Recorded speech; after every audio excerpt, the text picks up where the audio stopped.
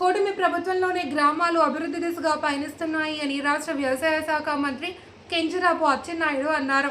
మంగళవారం కోటబొమ్మాలి మండలం కృష్ణాపురం గ్రామంలో జాతీయ ఉపాధి హామీ పథకం నిధులతో అంచనా వ్యయం 40 లక్షలతో నిర్మించిన గ్రామ సచివాలయం, నూతన భవనాన్ని 28 లక్షల వ్యయంతో నిర్మించిన అంతర్గత రహదారులకు ప్రారంభించారు.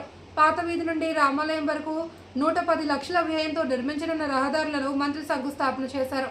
ఈ సందర్భంగా ఆయన మాట్లాడుతూ ప్రభుత్వానికి అధికారం ఇచ్చారంటే ప్రజల అవసరాలను గుర్తించి శాశ్వత అభివృద్ధి పనులు చేసినప్పుడే ప్రజల గుండెల్లో చిరస్థాయిగా నిలుస్తామన్నారు. ఈ కార్యక్రమంలో ఆర్డీఓ ఎం Krishnamurthy, AMC chairman వెలమల Vijayalakshmi, Panchayati Raj engineering అధికారి ఎం సుధాకర్, డిఎల్డీఓ అలివేలు మంగమ్మ, తహసీల్దార్ ఆర్ అప్పలరాజు, ఎంపీడీఓ ఫణీంద్ర కుమార్, మాజీ ఎంపీపీ తర్ర రామకృష్ణ, గ్రామ సచివాలయ సిబ్బంది తదితరులు పాల్గొన్నారు. రైతుకి ఎప్పుడైనా ధర తగ్గితే డబ్బిచ్చి కొన్నానని పచ్చి అబద్ధాలు మాట్లాడు రికార్డులున్నాయి. ఒక్క పైసా 7,800 కోట్ల రూపాయల్లో ఒక్క పైసా 5 సంవత్సరాల్లో నువ్వు ఖర్చు పెట్టలేదు. 16 మాసాల్లో 1000 కోట్లు పెట్టి రైతు కాదుకున్న ప్రభుత్వం. కోకో ధర తగ్గితే 15 కోట్లు ఇచ్చి కోకో కొన్నాను. ప్రకాశం జిల్లాలో పొగాకు ధర తగ్గిపోతే చంద్రబాబు నాయుడు 300 కోట్లు రైతులకు ఇచ్చి పొగాకు కొన్నాను. చిత్తూరు జిల్లాలో మామిడికి ధర తగ్గిపోతే 300 కోట్లు పెట్టి మామిడి కొన్నాం. నిన్న లేదు మొన్న ఉల్లి ధర తగ్గిపోతే హెక్టార్కి 50,000 ఇచ్చి ఉల్లి రైతు కాదుకున్నా. టమాటా ధర తగ్గిపోతే టమాటా కొని రైతు కాదుకున్నటువంటి ప్రభుత్వం మాది. మైక్ ఉందని, నీ సాక్షి టీవీ ఉందని ఇష్టానుసారంగా నువ్వు మాట్లాడితే ఎవడు నమ్మే పరిస్థితి లేదు. నీకు దమ్ము ధైర్యం ఉంటే శాసనసభకు రా, చర్చిద్దాం. నువ్వేం చేశావు, నేనేం చేశావు అబద్ధం చెప్పక్కర్లేదు. ప్రభుత్వం దగ్గర రికార్డులు ఉంటాయని ఈ సందర్భంగా తెలియజేస్తున్నా.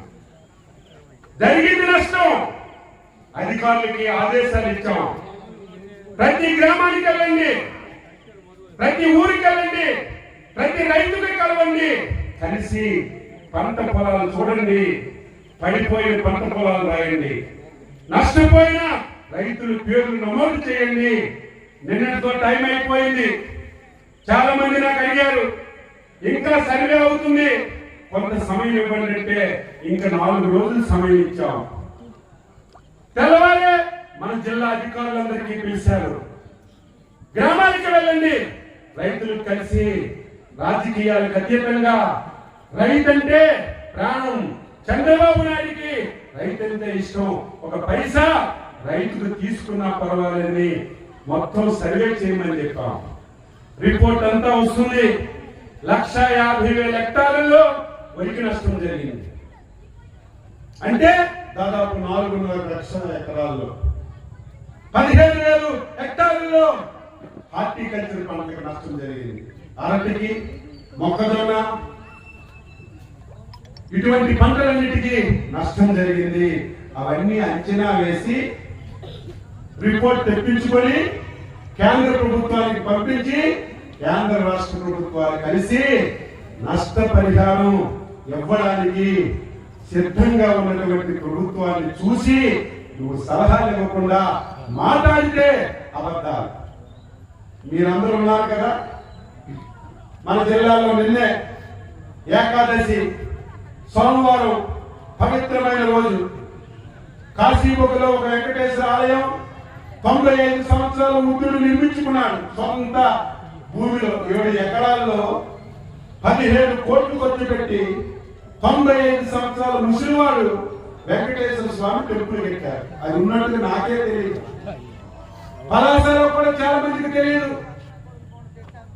4 మాసాలైంది ఓపెన్ అయింది. మంచి రోజని ఒకరికొకరు మాట్లాడుకొని గ్రామాలు కలిపిపోయి మొత్తం జనాలందరూ వెళ్ళారు. తొక్కిలే అనేది జరిగింది. అక్కడ ఇనుము రైలింగ్ పడిపోయి 9 మంది చనిపోయారు. ఒక 20 మందికి దెబ్బలు తగిలారు. దాన్ని కూడా చంద్రబాబు నాయుడు చేత కాదు, చంద్రబాబు నాయుడు వల్లే చనిపోయారని నిస్సిగ్గుగా మాట్లాడుతున్నారు. చనిపోయిన 10 నిమిషాల్లో నేను వెళ్ళాను. ఎమ్మెల్యే వెళ్ళాను. కేంద్ర మంత్రి గోపాల్లో ఉంటే ఫోన్ చేస్తే అక్కడ ముఖ్యమంత్రితో మీటింగ్ క్యాన్సిల్ చేసుకుని స్పెషల్ రైట్ పెట్టుకొని మన రామ్మోహన్ నాయుడు వచ్చారు, లోకేష్ బాబు వచ్చారు. అందరికీ పలకరించాం, ధైర్యం చెప్పాం, వాళ్ళ కుటుంబాలకి బాడీలు అప్పు చెప్పాం, దెబ్బలు తగిన వాళ్ళకి హాస్పిటల్లో పెట్టి ఎవ్వరికి ఇబ్బంది లేకుండా సదుపాయాలు ఇచ్చాం. అది ప్రభుత్వం. అది జరిగిన తర్వాత దీన్ని మెచ్చుకోవడానికి నోరు రాకపోతే నోరు మూసుకొని ఉండాలి, దీన్ని కూడా విమర్శ చేస్తున్నామని ఈ సందర్భంగా తెలియజేస్తున్నాను. ప్రజలు అర్థం చేసుకోవాలి. ఏ ప్రభుత్వం మీ గురించి ఆలోచిస్తుంది, ఏ ప్రభుత్వం మీ అభివృద్ధి చేస్తుంది, ఏ ప్రభుత్వం మీకు సంక్షేమం చేస్తుందో ఆలోచన చేయవలసిన అవసరం ఉందని ఈ సందర్భంగా తెలియజేస్తున్నాను. మళ్ళీ ఎన్నికలు వచ్చినప్పుడు వైకుంఠపాలి ఆట ఆడుకోవాలి. వైకుంఠపాలి ఆట అంటే తెలుసు కదా, తోక దగ్గర మొదలెట్టి తల వరకు వస్తాం, పాము నోట్లు పడితే మళ్ళీ తోక దగ్గరికి వస్తాం. 2014లో రాష్ట్రం విడిపోయింది, రాష్ట్రానికి రాజధాని లేదు, 16,000 కోట్ల అప్పు సమర్థవంతమైన చంద్రబాబు నాయుడికి ముఖ్యమంత్రిగా చేసుకున్నాం. ఆయన శక్తియుక్తులు ఉపయోగించి 5 సంవత్సరాలు ఈ రాష్ట్రానికి అభివృద్ధి చేసి పరిశ్రమలు తెచ్చి మొత్తం పైకి తీసుకెళ్లారు. 2019లో ఒక్క అవకాశం అని ఎక్కడ దొరికితే అక్కడ ముగ్గురు పెట్టి మోసం చేసి అధికారాన్ని తీసుకున్నారు. పోయిన అధికారం తీసుకున్నారు, అంతకంటే ఎక్కువ చేయాలి. మళ్ళీ బాంబు నోట్లో పడి తోట దగ్గరికి వచ్చాం. ఆంధ్ర రాష్ట్రం అంటే ప్రతి ఒక్కరు అసహించుకుంటున్నారు. నేను ప్రత్యక్ష సాక్షిని. 5 సంవత్సరాల్లో ఈ రాష్ట్రానికి ఒక్క పైసా పెట్టుబడి రాలేదు, ఒక్క పరిశ్రమ రాలేదు, ఒక్క ఉద్యోగం రాలేదు. మళ్ళీ మీరు 16 మాసాలు అయింది. ఎవరికైనా పిలిస్తే రండి పరిశ్రమలు పెట్టండి అంటే మీకు ఒక దండం, మీ రాష్ట్రానికి ఒక దండం అని భయపడిపోతున్నారు. ఎందుకంటే పరిశ్రమ పెడితే వాటా ఇవ్వాలి, పరిశ్రమ పెడితే లంచాలు ఇవ్వాలి, చెప్పిన మాట వినకపోతే వారి మీద దాడులు చేసి పరిశ్రమలు ముగించే పరిస్థితి వచ్చింది. ఎవరు రాని పరిస్థితి. నేను చాలా సార్లు గర్వంగా చెప్తాను, 5 కోట్ల మంది ఆంధ్రులు అదృష్టవంతులు. చంద్రబాబు నాయుడు లాంటి వ్యక్తి మన రాష్ట్రంలో పుట్టడం, మనకి ముఖ్యమంత్రి కావాలి. 16 సంవత్సరాల నుంచి ఒక కృషి వలె తపస్సు చేసి మళ్ళీ ఈ రాష్ట్రం మీద నమ్మకాన్ని కలిగించారు. మళ్ళీ రాష్ట్రానికి రండి పెట్టుబడులు పెట్టండి, రాష్ట్రం, దేశం, ప్రపంచం తిరిగి అందరినీ మళ్ళీ పిలిస్తే మన రాష్ట్రానికి 11 లక్షల కోట్లు పెట్టుబడి.